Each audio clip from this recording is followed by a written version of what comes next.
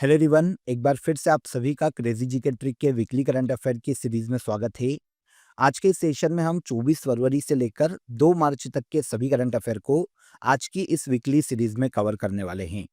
Session में and तक बने रहिएगा। पसंद आए तो लाइक और शेयर कर दीजिएगा। बहुत ही इंपॉर्टेंट सेशन है।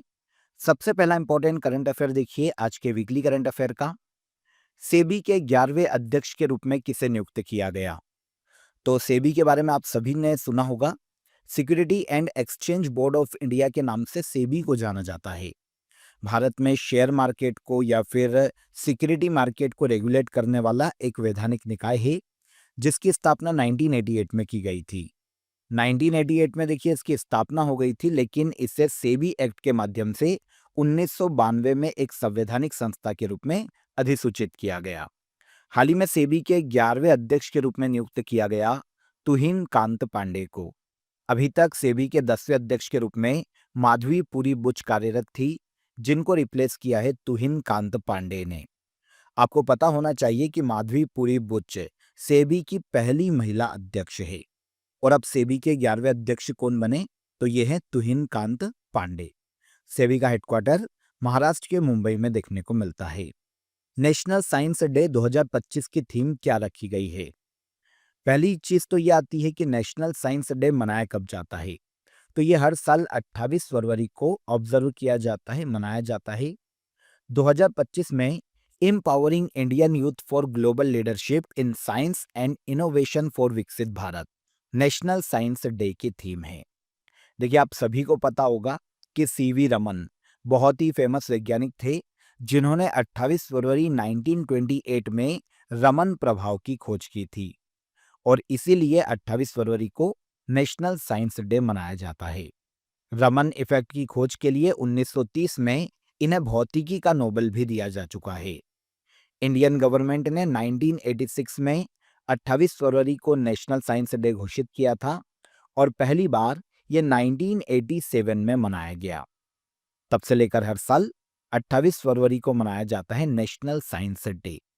Empowering Indian youth for global leadership in science and innovation for विकसित भारत नेशनल साइंस डे की 2025 में थीम है। नेक्स्ट क्वेश्चन पर आइए। हाल ही में 71th सीनियर राष्ट्रीय पुरुष कबड्डी चैंपियनशिप का खिताब किसने जीता है? देखिए यहाँ पर 71th senior national men's kabaddi championship की बात करें तो 20 से लेकर 23 फरवरी तक इसका आयोजन ओडिशा के जवाहरलाल नेहरू स्टेडियम में किया गया। यहाँ पर फाइनल में देखिए सर्विसेज ने रेलवे को हराकर 71th senior national men's kabaddi championship का खिताब जीता है। तो विनर हो जाती है यहाँ पर सर्विसेज और रनर अप हो जाती है इंडियन रेलवे। इस साल 71th senior national men's kabaddi championship में टोटल 30 टीमों ने पार्टिसिपेट किया था। लास्ट ईयर 2024 में जब senior national men's kabaddi championship का आयोजन किया गया, तब हरियाणा विनर रहा था और उस वक्त भी रनर अप रेलवे की ही टीम रही थी। और अब 2025 में विनर रहा सर्विसेज और यहाँ पर रनर अप एक बार फिर से रेलवे की टीम रही है। मायाधर राउत का हाल ही में निधन हो गया। यह किस क्षेत्र से संबंधित थे? तो ओडिशी नृत्य गुरु के रूप में जाने जाते थे मायाधर राउत। हाल ही में 92 वर्ष की आयु में देखिए इनका निधन हो गया है। फादर ऑफ ओडिशी डांस के रूप में इन्हें जाना जाता था। तो डांस से संबंधित है, ओडिशी डांस से। मायाधर राउत ओडिशा के कटक से ये आते हैं और 1952 में कटक में इन्होंने कला विकास केंद्र की स्थापना की थी। यह भारत का पहला संस्थान था जिसने ओडिशी नृत्य सिखाना शुरू किया था। तो मायाधर राउत इन्हें पद्मश्री दिया जा चुका है इंडियन गवर्नमेंट के द्वारा 2010 में और संगीत नाटक अकादमी अवार्ड 1985 में इन्हें दिया गया था। मायाधर राउत ओडिसी नृत्य से संबंधित है, जिनका हाल ही में 92 वर्ष की आयु में निधन हो गया।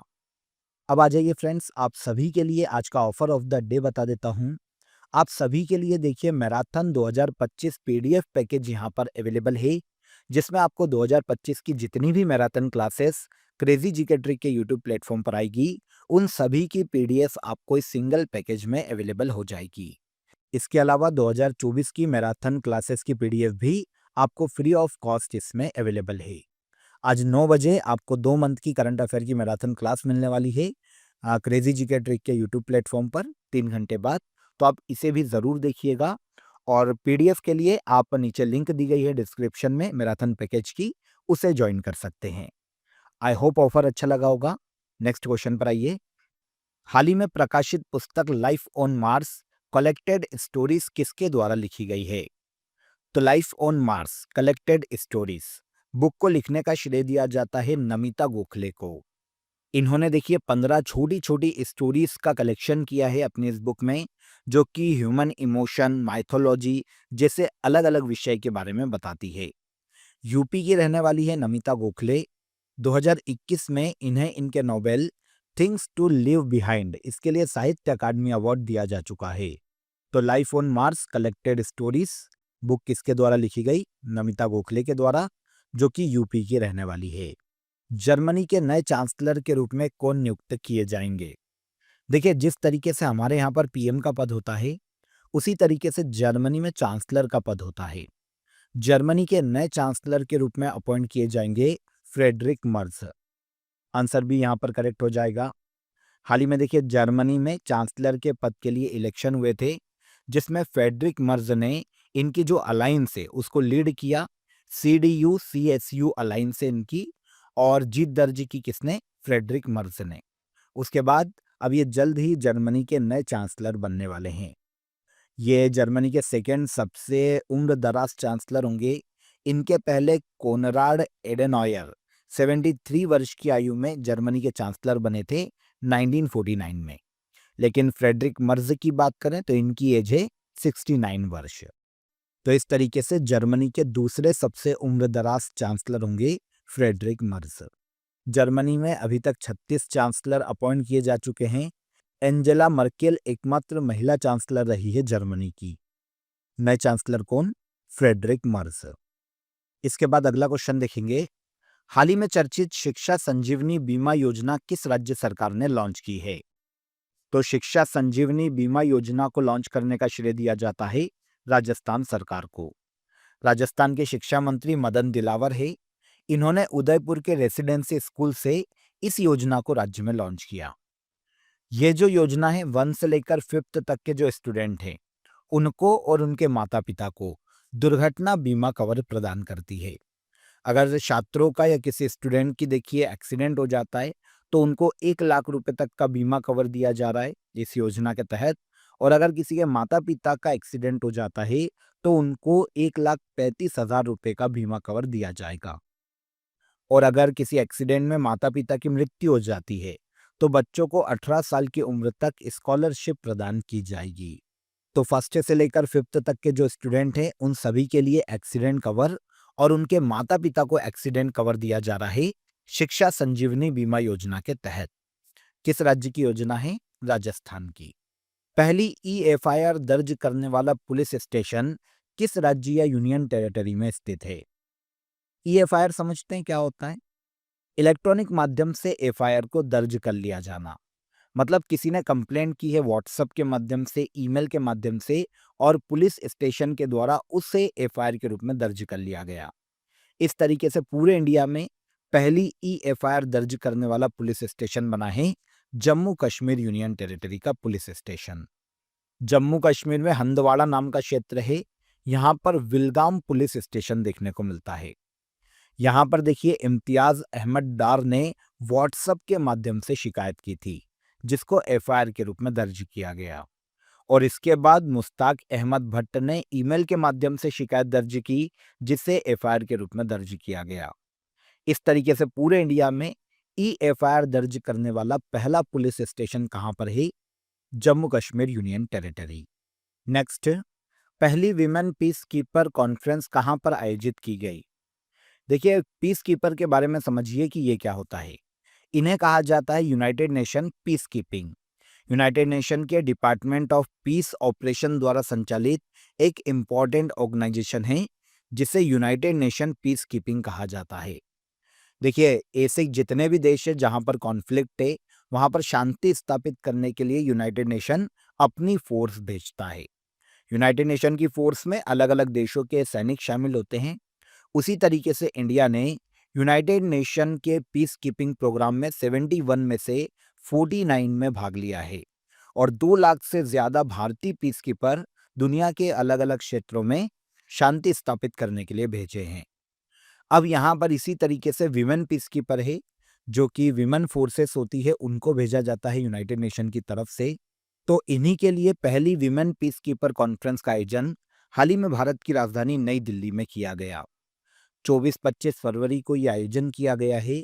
जितने भी शांति मिशन है उनमें नई टेक्नोलॉजी की क्या भूमिका है, महिला पीस कीपर्स की ट्रेनिंग में सुधार कैसे किया जा सकता है और वैश्विक शांति प्रयासों में दक्षिणी देशों का योगदान क्या रहेगा, इन सभी मुद्दों पर डिस्कस करने के लिए विमेन पीस कीपर्स कॉन्फ्रेंस का आयोजन किया गया भारत की राजधानी नई दिल्ली में। आंसर डी यहाँ पर करेक्ट हो जाएगा। ये पहला कॉन्फ्रेंस है तो और ज्यादा इंपॉर्टेंट हो जाता है और इंडिया में आयोजित किया गया नई दिल्ली में। Ministry of road transport and highways की रिपोर्ट 2024-25 के अनुसार सड़क नेटवर्क के मामले में भारत दुनिया में किस स्थान पर है? तो देखिए, हाल ही में भारत की मिनिस्ट्री ऑफ रोड ट्रांसपोर्ट और हाईवेज ने एक रिपोर्ट निकाली है 2024-25 के आधार पर, जिसमें बताया गया है कि रोड नेटवर्क के मामले में इंडिया वर्ल्ड में दूसरे स्थान पर है। वर्तमान में पूरे वर्ल्ड में सबसे बड़ा रोड नेटवर्क देखने को मिलता है यूएसए में, सेकेंड प्लेस पर आता है इंडिया और थर्ड प्लेस पर रखा गया चाइना को रोड नेटवर्क के मामले में।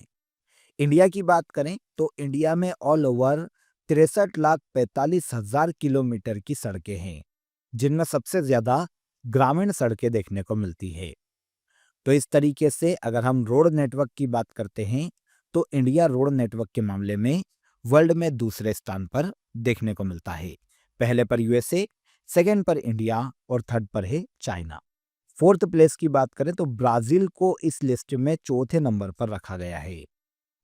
प्रकृति 2025 इंडिया का पहला इंटरनेशनल कार्बन मार्केट कॉन्फ्रेंस कहाँ आयोजित किया गया? देखिए, यहाँ पर सबसे पहले कार्बन मार्केट को हमें समझना पड़ेगा। किसी भी देश में किसी भी इंडस्ट्री की कार्बन उत्सर्जन की एक लिमिट तय की जाती है। मान लो कि ये 100 टन की लिमिट है। अब एक इंडस्ट्री है जो केवल 90 टन का ही कार्बन उत्सर्जन करती है, तो 10 टन का कार्बन उत्सर्जन जो इसने बचाया है, इसको एक सर्टिफिकेट दिया जाएगा जिसे कहा जाता है कार्बन क्रेडिट। ओके, अब इसके पास आ गया कार्बन क्रेडिट। अब एक बी कंपनी है, उसका कार्बन उत्सर्जन 100 टन का ही है, लेकिन उसने उत्सर्जन किया है 110 टन का। अब इस पर लगेगी किसी भी देश के द्वारा पेनल्टी, जिस भी देश की कंपनी है उसके द्वारा। अब ये बहुत ज्यादा पेनल्टी भरनी पड़ेगी। तो ऐसे केस में ये क्या करेगा कि ए कंपनी से कार्बन क्रेडिट जो उसके पास सर्टिफिकेट है उसको खरीद लेगा। अब इसके पास भी 10 टन की लिमिट बढ़ जाएगी क्योंकि 10 टन का इसके पास कार्बन क्रेडिट रखा हुआ है। तो इस तरीके से कार्बन उत्सर्जन को ये संतुलित कर सकते हैं। तो ये कार्बन मार्केट है जिसमें कार्बन क्रेडिट का लेन देन किया जाता है।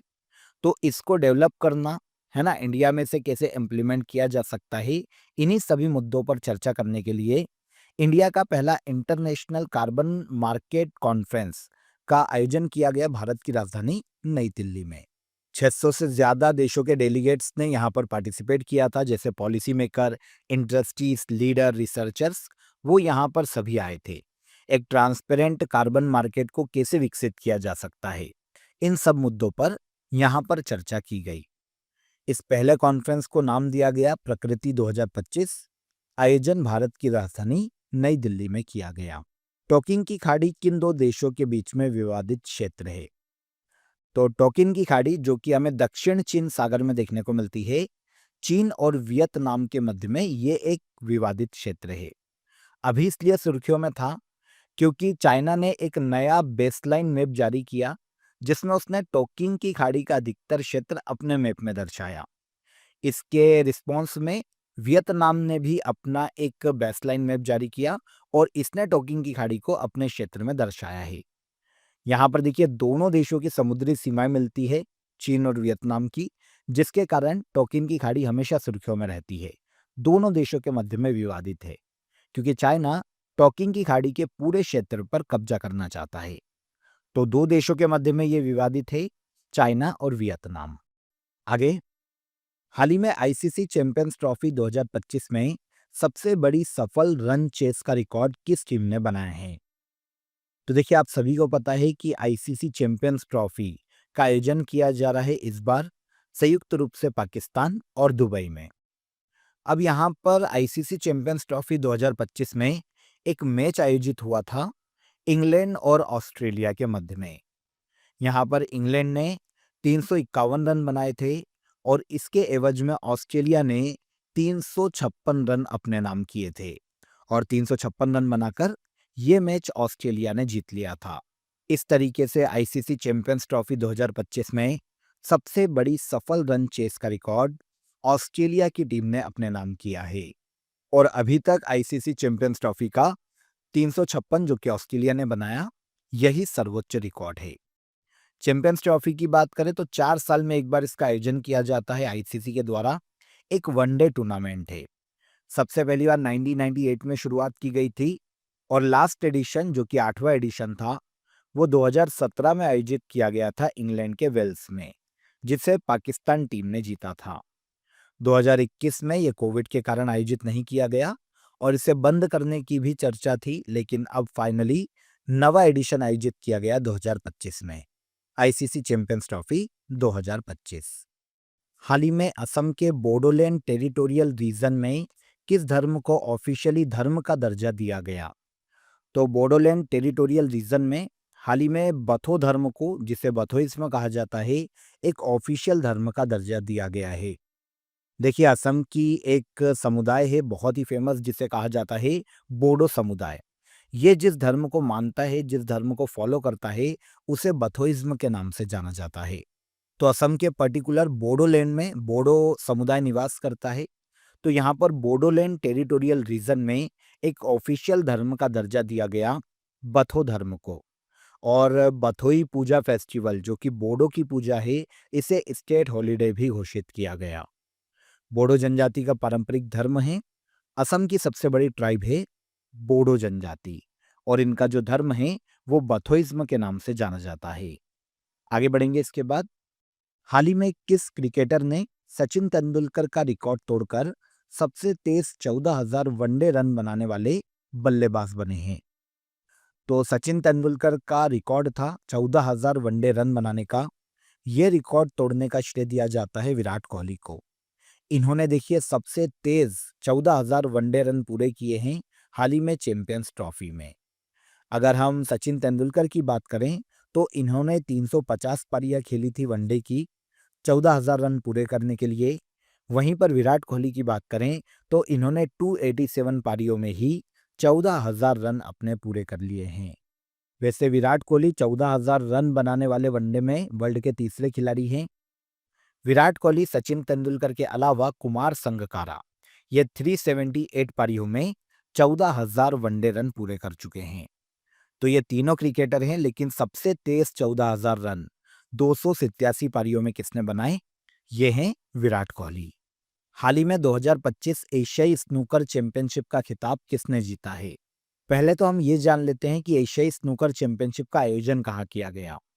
तो 15 से लेकर 21 फरवरी तक एशियाई स्नूकर चैंपियनशिप का आयोजन किया गया कतर के दोहा में।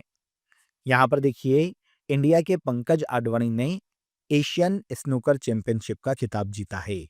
इन्होंने फाइनल में ईरान के अमीर शारकोस को हराया और अमीर शारकोस को हराकर एशियाई स्नूकर चैंपियन बन गए हैं कौन? Pankaj Advani. Asian snooker championship की शुरुआत 1984 में की गई थी। 2025 में इसका आयोजन कतर के दोहा में किया गया। यहाँ पर पंकज आडवाणी की बात करें तो ये महाराष्ट्र राज्य से बिलोंग करते हैं। बहुत ही फेमस बिलियर्ड्स और स्नूकर खिलाड़ी हैं। अगला इंपॉर्टेंट क्वेश्चन देखेंगे यहाँ पर हम। मैत्री ऐप को किस मिनिस्ट्री के द्वारा विकसित किया गया? मैत्री ऐप को विकसित करने का श्रेय दिया जाता है मिनिस्ट्री ऑफ पोर्ट, शिपिंग और वाटरवेज को। देखिए, भारत के union minister of port, shipping और वाटरवेज वर्तमान में सर्बानंद सोनोवाल है। इन्होंने मैरीटाइम सेक्टर में कई सारे इनिशिएटिव्स लॉन्च किए थे, जिसमें से एक one nation one port process है, जिसके तहत पूरे देश में सभी पोर्ट पर प्रोसेस जो होगी ट्रेड की वो एक जैसी होगी। इसके अलावा एक मैत्री ऐप को लॉन्च किया गया। अगर इस एप्लीकेशन की बात करें तो इंटरनेशनल ट्रेड को आसान बनाना, जो कि मरीन सेक्टर से होता है या फिर पोर्ट से होता है, ऐसे सभी इंटरनेशनल ट्रेड को आसान बनाना, ट्रांसपेरेंट बनाना और इसके अलावा जो ब्यूरोक्रेटिक डिलेज है उसको कम करना। ये मुख्य उद्देश्य है मैत्री एप्लीकेशन को विकसित किए जाने का। सारे पोर्ट की जानकारी इस एप्लीकेशन पर होगी, प्रोसेस कैसी है इस एप्लीकेशन पर हर चीज को मेंशन किया जाएगा। तो मैत्री एप्लीकेशन को लॉन्च किसने किया? मिनिस्ट्री ऑफ पोर्ट, शिपिंग और वाटरवेज ने। हाल ही में चर्चित हेरत उत्सव किस कम्युनिटी के द्वारा मनाया जाता है? हेरत फेस्टिवल की बात करें तो ये कश्मीरी पंडितों के द्वारा मनाया जाने वाला पर्व है। यहाँ पर देखिए, हेरत मतलब, अगर हम वर्ड को तोड़े तो पहला वर्ड है हर। हर मतलब भगवान शिव, और रथ का मतलब होता है यहाँ पर रात। तो भगवान शिव की रात कौन सी होती है? शिवरात्रि। तो शिवरात्रि पर कश्मीरी पंडित जो त्योहार मनाते हैं उसे हेरत उत्सव के नाम से जाना जाता है। यह फेस्टिवल कश्मीरी पंडित कम्युनिटी की कल्चरल आइडेंटिटी को भी दर्शाता है। आयोजन कश्मीरी पंडितों के द्वारा किया जाता है।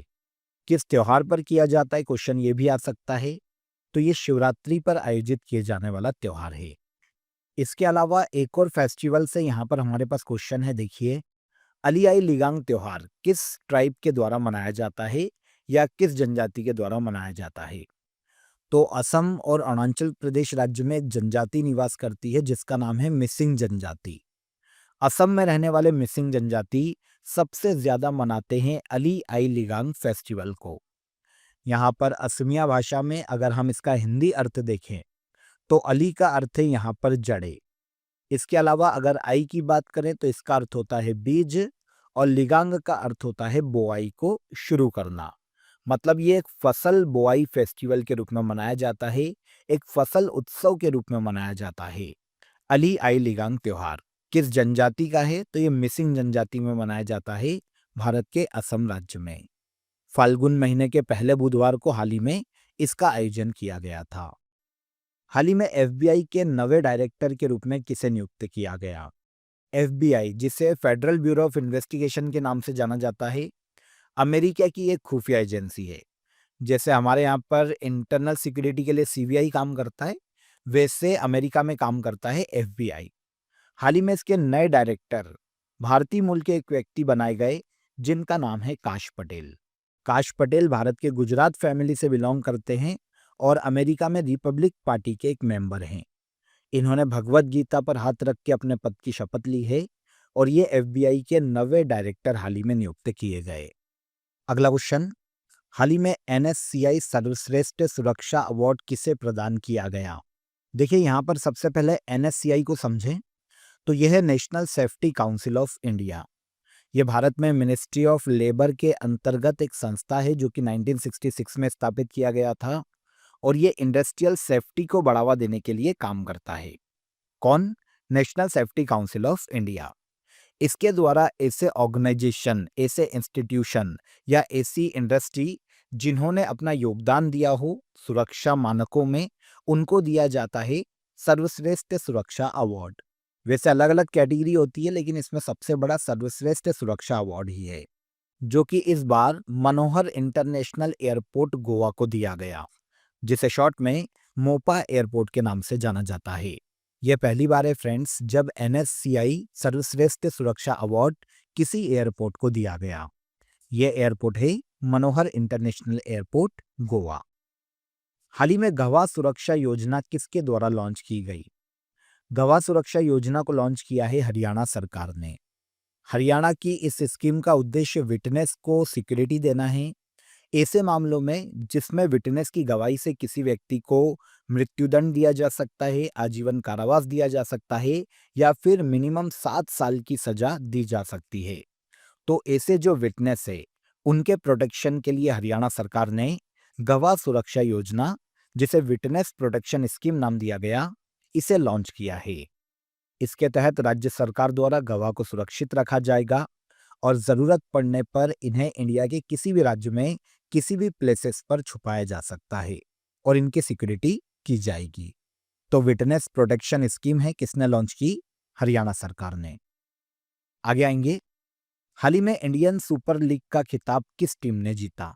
इंडियन सुपर लीग, जो कि फुटबॉल की एक प्रतियोगिता है, हाल ही में इसका खिताब मोहन बागान सुपर जॉइंट ने फाइनल में ओडिशा एफसी को हराकर जीता है।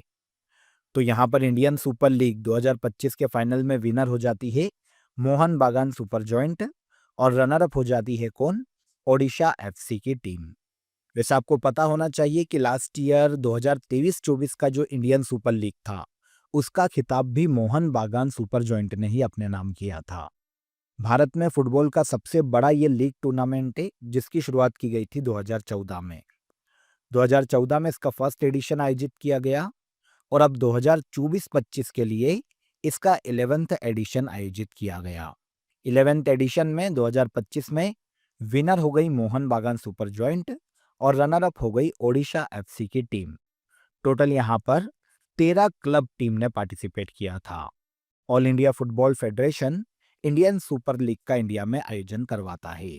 हाल ही में फाइनेंशियल लिटरेसी वीक 2025-24 से लेकर 28 फरवरी के बीच में किसके द्वारा लॉन्च किया गया? फाइनेंस सेक्टर में विमेंस के रोल को बढ़ावा देने के लिए फाइनेंस लिटरेसी वीक 2025, जो कि 24 से लेकर 28 फरवरी तक मनाया गया, इसे लॉन्च किया गया है आरबीआई के द्वारा। तो रिजर्व बैंक ऑफ इंडिया का ये एक वीक है, जो कि आरबीआई गवर्नर संजय मल्होत्रा के द्वारा हाल ही में इनॉग्रेट किया गया। आयोजन कब से कब तक? 24 से लेकर 28 फरवरी तक। ये वीक 2016 से हर साल मनाया जा रहा है आरबीआई के द्वारा, और इस साल भी इसे सेलिब्रेट किया गया। इसके बाद आज के वीकली करंट अफेयर का सबसे लास्ट क्वेश्चन। हाल ही में अमेरिकी प्रेसिडेंट डोनाल्ड ट्रंप के द्वारा घोषित गोल्डन कार्ड नामक नई इमिग्रेशन योजना के तहत अमेरिका में स्थायी निवास प्राप्त करने के लिए न्यूनतम कितनी राशि का निवेश आवश्यक है?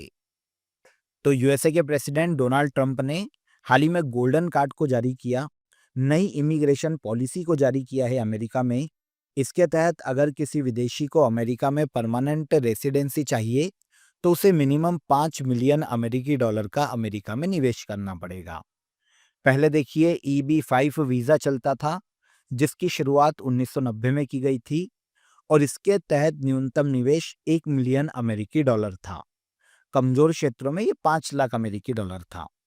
अब गोल्डन कार्ड के तहत, जो कि 2025 में नई इमिग्रेशन पॉलिसी है, इसके तहत 5 मिलियन अमेरिकी डॉलर मिनिमम निवेश करना पड़ेगा परमानेंट रेसिडेंसी के लिए। तो अमेरिका सरकार के द्वारा यह नया रूल लाया गया है। ओके, तो यहाँ पर देखिए हमने 24 फरवरी से लेकर 2 मार्च तक के सभी करंट अफेयर को यहाँ पर डिटेल में डिस्कस किया। आई होप आपको एक एक क्वेश्चन यहाँ पर क्लियर हो गया होगा। बहुत ही इजी वे में हमने सारे करंट अफेयर को डिस्कस किया है। सेशन पसंद आया हो तो वीडियो को लाइक और शेयर कर दीजिए। चैनल पर पहली बार आए हैं तो चैनल को सब्सक्राइब कर लीजिए। कल फिर मुलाकात करेंगे नेक्स्ट डे के करंट अफेयर में। तब तक अपना ख्याल रखिएगा। जय हिंद, जय भारत।